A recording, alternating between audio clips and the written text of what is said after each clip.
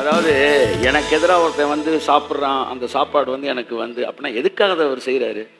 இந்த எதிரியே இல்லை அப்படின்ற கான்செப்ட்லாம் வந்து என்னென்னா நமக்கு இல்லை, ஆனால் நம்மளை நிறையா பேர் எதிரியாக வச்சுருக்கான்ல, அது ஒன்றுமே செய்ய முடியாது. நம்ம இயேசு சொன்னார், எனக்கே எதிரி இருப்பாங்கன்னா உனக்கு கட்டாயம் இருப்பாங்கடா.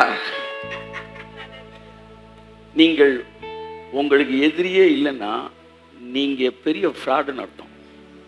ஏன்னா எல்லாருக்கும் நல்லவன், எவனுக்கும் நல்லவன் அல்ல. அவர்கள் நம்முடையவர்கள் அல்ல என்று அறியும்படிக்கே அவர்கள் பிரிந்து போனார்கள். அப்படி இருக்கு. அப்ப they are not ours. அதை யார் சொல்றான்? அன்பின் சீசன் யோவான் சொல்றான், அவர்கள் நம்முடையவர்கள் அல்லன்றான். ஸோ உங்களுக்கு எதிரிகள் இருக்க மாட்டாங்க, ஆனால் உங்களை எதிரியை கன்சிடர் பண்ணியிருப்பாங்க. அவங்க வந்து முன்பாக உங்களுக்கு ஒரு பந்திய தேவன் வைப்பார். அப்படின்னா இப்போ என் முன்னாடிலாம் நீங்கள் உட்காந்து ஒரு பிளேட் நிறைய குலோப் ஜாமுன் சாப்பிட்டாலும் எனக்கு ஒன்றும் தோணாது. ஏன்னா எனக்கு குலோப் ஜாமுன்னு பிடிக்காது. நீங்கள் என்னை இரிட்டேட் பண்ணவே முடியாது. நானே 2 எடுத்து வச்சு சாப்பிடுவேன்.